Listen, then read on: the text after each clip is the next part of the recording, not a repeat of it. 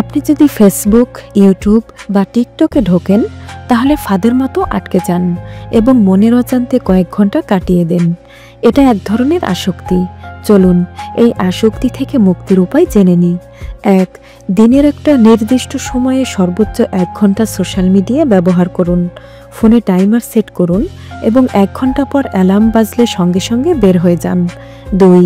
Social মিডিয়ার পরিবর্তে সেই সময়ে নিজেকে অন্য কাজে ব্যস্ত রাখুন। কাজ না থাকলে বই পড়ুন, বাগান করুন, ঘরবাড়ি পরিষ্কার করুন। ৩. ফোনে ডিজিটাল ওয়েলবিং ব্যবহার করে ডেইলি লিমিট সেট করুন। ৪.